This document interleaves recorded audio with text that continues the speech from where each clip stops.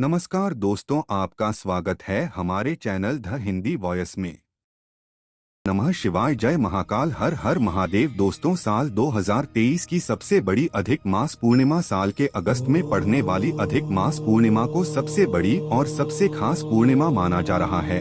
1 अगस्त को पड़ने वाली पूर्णिमा पर कई दुर्लभ संयोग बन रहे हैं। ऐसे में इन 2 जगहों पर चुपचाप 2 दीपक जलाकर छोड़ दें, इससे मृत्युदंड, पितृदोष, महाकाल सर पदोष, नजर दोष, शनि दोष, राहु दोष सब कुछ होगा खत्म। किस्मत पर लग जाएंगे 4 चांद, महालक्ष्मी दौड़ी दौड़ी चली आएंगी, कंगाल भी होंगे धनी। दोस्तों, आज हम आपको बताएंगे दीपक जलाने के कितने ज्यादा फायदे आपको अपने जीवन में मिलते हैं और किस प्रकार आपको दीपक जलाना चाहिए, कौन सी दिशा में, जिससे आप बहुत ज्यादा तरक्की प्राप्त कर सके और अपने जीवन में सभी बाधाओं को खत्म कर सके। सबसे पहली बात तो आपको ध्यान में रखनी चाहिए कि अपने घर के मंदिर में रोजाना ही आपको दीपक जलाना चाहिए। कभी भी ऐसा नहीं होना चाहिए कि आपने दीपक न जलाया हो, क्योंकि घर के मंदिर में रोजाना दीपक जलाना बहुत ही जरूरी होता है। इसी से आपके घर से सभी नेगेटिव एनर्जी, आप कोई भी दीपक नहीं जलाती हैं घर के मंदिर में या फिर अपने घर में शाम के समय, तो इससे आपके घर का वातावरण बहुत ज्यादा नेगेटिव तो होता ही है,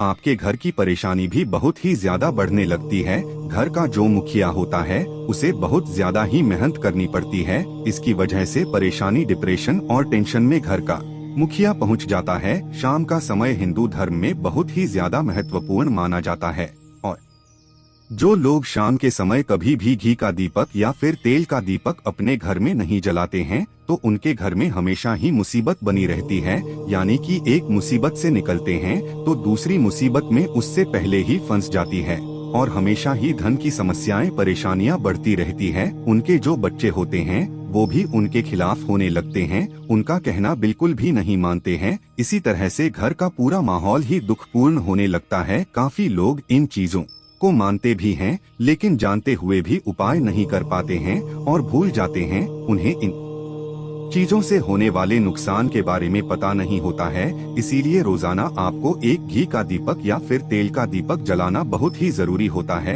अगर आप नहीं जला सकते हैं तो कोई और व्यक्ति भी आपके घर में दीपक जला सकता है, लेकिन रोजाना दीपक जलाना बहुत ही जरूरी होता है। इसी से आपकी सभी नेगेटिव एनर्जी बाहर रहती है। दोस्तों, शाम का समय ऐसा होता है जिससे समय नकारात्मक ऊर्जा यह बहुत ही ज्यादा प्रबल होती है और आपके घर में प्रवेश कर जाती है। ऐसे में अगर आप घर में या घर के मंदिर में दीपक नहीं जलाते हैं तो नेगेटिव एनर्जी परेशान करती है, आपके सभी काम बिगाड़ने लगती है। जिस समय सूरज डूब जाता है उसी समय यह नेगेटिव एनर्जी है। उसी समय आपको मुंह हाथ पैर धोकर दीपक जलाना चाहिए। अगर आप खुद नहीं कर सकते हैं तो कोई और व्यक्ति भी आपके लिए ऐसा कर सकता है। दोस्तों, अब जिस घर में बहुत सारे लोग बीमार रहते हैं या फिर बीमारी कभी भी ठीक नहीं होती है तो यह भी एक संकेत होता है कि आपके घर में बहुत ही ज्यादा नकारात्मक ऊर्जा आए हैं, जो परेशानियों को, बीमारियों को, मुसीबतों को बहुत ही ज्यादा बढ़ा रही है। इन सभी चीजों को खत्म करने के लिए आपको अपने घर में जब सूरज ढल जाता है तो उस समय घी का दीपक या फिर सरसों के तेल का या फिर तिल के तेल का दीपक भी पूर्व दिशा में आप जला सकते हैं। लेकिन रोजाना इन चीजों को करना बहुत ही जरूरी है, तभी आपको इसके लाभ मिल पाती है। अगर आपके घर में धन से जुड़ी समस्याएं, नौकरी व्यवसाय से जुड़ी हुई कोई भी समस्याएं हैं, अगर ऐसी समस्याएं बहुत ही ज्यादा होती है तो आपको अपने घर के उत्तर दिशा में रोजाना ही घी का दीपक जलाना चाहिए। इससे एक भी दिन आप मिस ना करें। अगर आप रोजाना उत्तर दिशा में घी का दीपक जलाते हैं तो इससे आपकी धन से जुड़ी हुई समस्याएं खत्म हो जाती है। जिन लोगों को नौकरी नहीं मिलती है तो उनको भी नौकरी मिलने लग जाती है। और अगर वही व्यक्ति जिसको परेशानी है और वही अगर रोज दीपक जलाता है तो इससे मिलने वाले फायदे और भी ज्यादा हो जाती है। शाम के समय घी का दीपक या फिर तेल का दीपक जलाना बहुत ही जरूरी होता है। आप कभी भी इन चीजों को नजरअंदाज ना किया करें, क्योंकि इन्हीं से आपके जीवन में परेशानियां बढ़ जाती है और आपको मुसीबतों का सामना करना पड़ सकता है। आपको ये जानकर हैरानी होगी कि जो भी घी का दीपक आप जलाते हैं उससे जो निकलने वाली ऊर्जा ये होती है वो आपके घर में जब फैलती है तो इससे घर का माहौल एकदम से सुख में बनने लगता है, यानी कि पॉजिटिव होने लगता है। घर के सभी लोग शांति से रहने लगते हैं। इसी प्रकार से जो तेल का दीपक होता है, यह भी जब जलता है तो इससे आपके आसपास जितनी भी नकारात्मक ऊर्जाएं हैं वो खत्म हो जाती है, क्योंकि इन दीपकों से निकलने वाली जो ऊर्जा ये होती है, धुआं होता है, वो नेगेटिव एनर्जी है और आपके आसपास की एनर्जी को पॉजिटिव बनाता है। तो ये बहुत ही जरूरी चीजें हैं। शाम के समय कभी भी आप इन चीजों को कभी मिस ना किया करें, तभी आप अपने जीवन में सफलता पा सकते हैं और आपकी जितनी भी मनोकामनाएं हैं वो भी पूरी होती है। दोस्तों, हम अपने घर के पूजा घर में पूजा पाठ करते हैं और मूर्ति आदि रखते हैं। दोस्त, मूर्ति का क्या महत्व होता है, आज हम आपको इस वीडियो के माध्यम से बताने वाले हैं। जिस घर के पूजा घर में एक साथ ये दो मूर्ति होती है, वहाँ पर बनता है राजयोग और दुनिया आपके कदमों में आ जाती है। कहने का तात्पर्य यह है कि आपको सर्व सुख प्राप्त हो जाता है, जिसकी आपने कल्पना की है, जिसकी आपने मनोकामना मांगी है। दोस्तों, घर के पूजा घर में हम पूजा करते हैं, पूजा पाठ करते हैं और पूजा पाठ के माध्यम से कुछ चीजें देखने और मनाने आदि का प्रयत्न करते हैं, ताकि हमें उस पूजा का फल प्राप्त हो जाए और हम उसी अनुरूप घर के अंदर मूर्ति आदि लगवाते हैं, ताकि हम उन देवी देवताओं का सुंदर मुख देख सके और उनका आशीर्वाद प्राप्त कर सके। लेकिन दोस्तों, अगर हम अपने घर के पूजा घर में इन मूर्तियों के साथ अन्य मूर्तियाँ भी रखते हैं तो निश्चित तौर पर हमारी किस्मत बदल जाती है और देखते ही देखते हमारे जीवन के अंदर की सारी कंगाली समाप्त होने लगती है। दोस्तों, बात करते हैं उन मूर्तियों के बारे में कि आखिर कौन सी दो मूर्तियां एक साथ में आपको रखनी चाहिए ताकि उसका सच्चा सर्वसुख आपको प्राप्त हो सके। और सबसे पहले अगर हम किसी मूर्ति की बात करें तो दोस्तों, अगर आप भगवान श्री कृष्ण के भक्त हैं और बाल गोपाल की मूर्ति रखते हैं, तब आपको भगवान श्री कृष्ण के साथ माता रानी राधा जी की मूर्ति भी आपको जरूर रखनी चाहिए। दोस्तों, या भगवान कृष्ण जी की अगर आपके घर में तस्वीर है तो उसके साथ राधा जी की भी तस्वीर संयुक्त जोड़े के रूप में को लेकर आनी चाहिए। दोस्तों, यह प्रेम और एकता की एक ऐसी अनोखी मिसाल है कि जिस घर में इन दोनों की तस्वीरें होती है तो समझ लीजिए उस घर के अंदर किसी भी प्रकार का गृह क्लेश नहीं होता है। दोस्तों, पति पत्नी और परिवार जनों के बीच परस्पर प्रेम रहता है और घर में धन धान्य में अपने आप ही वृद्धि होती है। इसीलिए यह जरूरी माना गया है, अगर आप भी इन मूर्तियों को रखते हैं तो निश्चित तौर पर आपके जीवन में अपने आप ही फायदा प्राप्त हो जाएगा। दोस्तों, कई लोग अपने घर में माता लक्ष्मी की पूजा करते हैं तो सोचते हैं कि भगवान विष्णु की भी पूजा करें या ना करें, या फिर उनकी मूर्ति साथ में रखें या ना रखें। दोस्तों, हमेशा भगवान श्री विष्णु जी और माता लक्ष्मी की पूजा आपको एक साथ करनी चाहिए। दोस्तों, देवाधिदेव महादेव भगवान विष्णु और भगवान ब्रह्मा जी तीनों ही देवताओं को सर्वशक्तिमान देवता माना गया है और त्रिदेवों में भगवान विष्णु जी को पूजा जाता है। तो अगर आप अपने घर के पूजा घर में लक्ष्मी नारायण जी की संयुक्त रूप में पूजा करते हैं तो निश्चित तौर पर आपके घर में दिन दुगनी रात चौगुनी वृद्धि देखने को मिलती है। दोस्तों, इसीलिए आप भगवान विष्णु जी के साथ माता लक्ष्मी जी की पूजा करें। अगर माता लक्ष्मी की अकेली तस्वीर है तो आपको उनके बाएं तरफ भगवान श्री गणेश और भगवान श्री कुबेर जी की मूर्ति या तस्वीर अपने घर के मंदिर में जरूर लगाने चाहिए।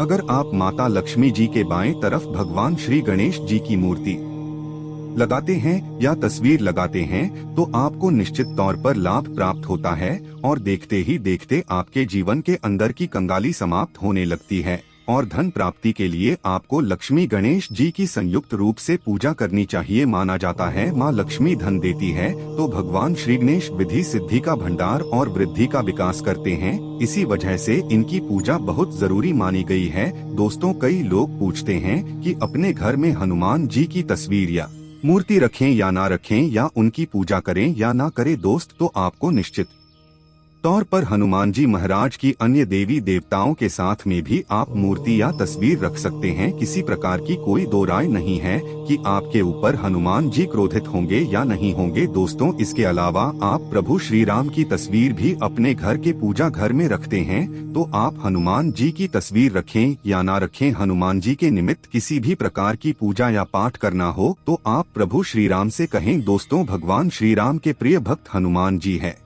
और निश्चित तौर पर आपको उतना ही आशीर्वाद प्राप्त होता है जितना कि आपको हनुमान जी की मूर्ति या तस्वीर का पूजन करने से होता है, या फिर आप क्या करें, श्री राम दरबार की तस्वीर अपने घर में लेकर आए और श्री राम दरबार की तस्वीर का पूजन करें, या उनकी मूर्ति या उनके किसी प्रकार की कोई चीज आपके पास है तो आप उनका पूजन करें। इसमें सारे देवी देवताओं का आपको आशीर्वाद प्राप्त हो जाता है।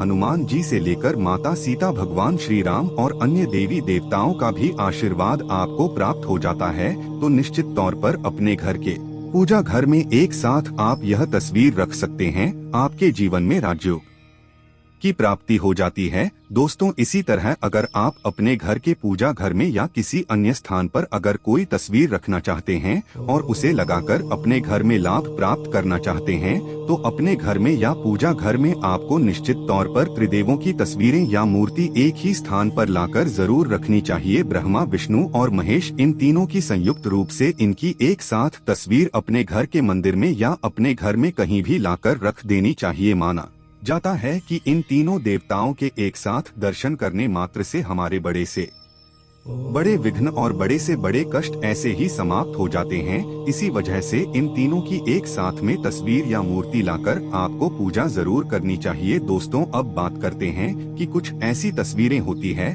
या ऐसी मूर्तियां होती हैं जिनको आपको अपने घर के पूजा घर में स्थान ही नहीं देना चाहिए। अगर आपने इन तस्वीर या मूर्ति को अपने घर के पूजा घर में स्थान दिया है तो समझ लीजिए कि आपको कंगाली का सामना करना पड़ेगा या फिर देवी देवताओं के क्रोध का सामना करना पड़ेगा। दोस्त, और एक बात बता दें कि मंदिर में कभी भी विषम संख्या में गणेश जी की मूर्तियां न रखें, जैसे कि 1, 3 या 5 ऐसे रखना अशुभ माना जाता है। 2 मूर्तियों को एक साथ रखना शुभ माना गया है। अगर आप सिर्फ गणेश जी की मूर्ति रखते हैं तो इसके अलावा किसी भी प्रकार की मूर्ति आपको नहीं रखनी चाहिए। दोस्तों, इन्हें स्थापित करते वक्त ध्यान दें कि गणेश जी का चेहरा हमेशा घर के मुख्य दरवाजे की तरफ होना चाहिए, ताकि आपको अच्छे और सच्चे धन लाभ की प्राप्ति हो। और इस बात का ध्यान रखें कि घर में अंगूठे से बड़े आकार का शिवलिंग आपको भूलकर भी नहीं रखना चाहिए। हमेशा एक छोटा सा शिवलिंग रखें और इससे ज्यादा शिवलिंग आपको नहीं रखना चाहिए। दोस्तों, वैसे तो आपको अपने घर में शिवलिंग रखना ही नहीं चाहिए। उसके बाद भी अगर आप रखते हैं